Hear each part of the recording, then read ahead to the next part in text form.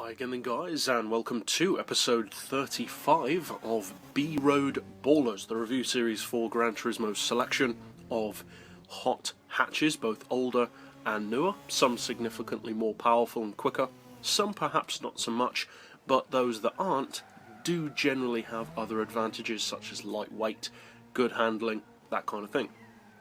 Now in this particular episode we are reviewing a pretty obvious choice of hot hatch, a very popular choice of hot hatch as well, especially when it was first released, and it's the Ford Focus ST.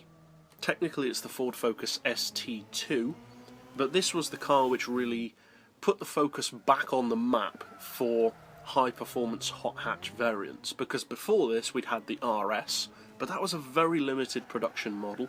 Apart from that there was the ST170, which wasn't all that quick by most accounts compared to other hot hatches, but with the ST, Ford put the focus back on the map, and it's pretty much stayed there ever since as a leader of the hot hatch market with the ST, the RS 500, etc.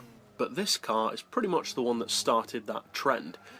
It came out with loud orange paint colours, serious power, and really good performance. So is that carried over to the game? Because obviously this is a 2006 car, so time waits for no car and times change quickly. So can it still cut it with the latest of hot hatches such as the Golf R, the Scirocco and various others? Well, it's got a pretty good spec sheet, and that's a good start. It's got a 2.5 litre turbo engine, which is much larger than most hot hatches, around half a litre larger than most, and it can put out 488 horsepower. So it's not the most powerful, it's a little bit less powerful than, say, a Megane Sport on the game, but certainly not underpowered.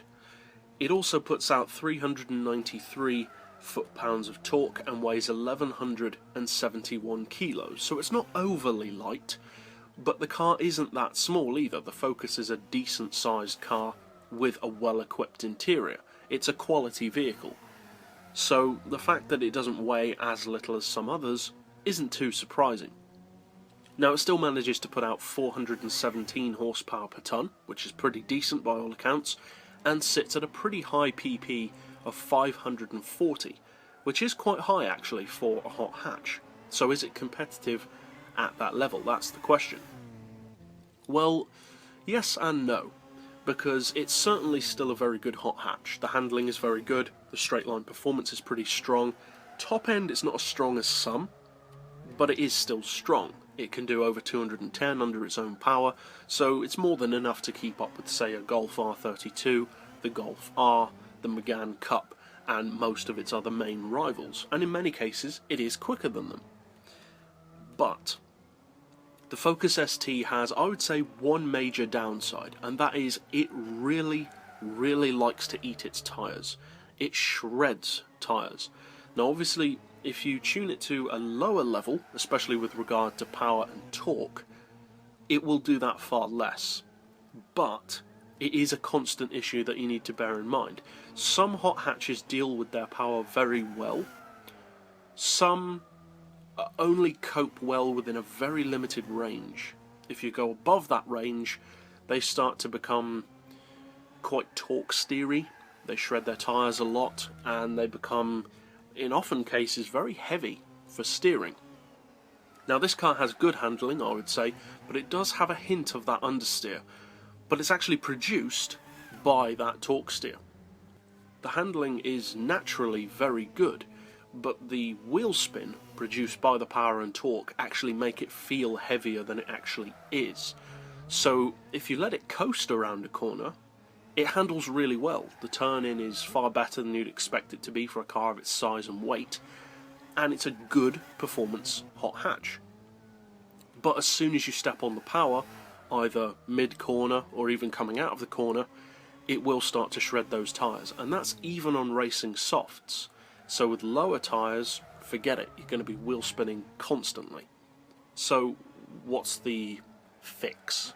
Well, you can mess around with the diff, that helps a lot, but the major thing I would say is if you do plan to use a Focus ST, or by extension, any front-wheel drive hot hatch that suffers from this issue, be careful as to how much power you put into it.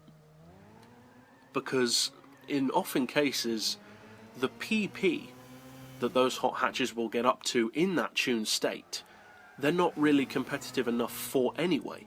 540 PP, for instance, for this car. Yeah, it sits at 540, but realistically, who's going to race it at that level? Nobody with any success, because at that level you can just get far superior vehicles, such as the Nissan GTR and various others, which could easily beat this car. So, realistically, not many people are going to be using it for racing with that much power. A more suitable level for this car would be, I would say, anything between 450 and, at a push, 500 pp. Any higher than that and you'll really start to lose its competitive edge, because the main edges of this car are it's a little bit more compact than, say, a muscle car or a sports car, and also it does have good handling.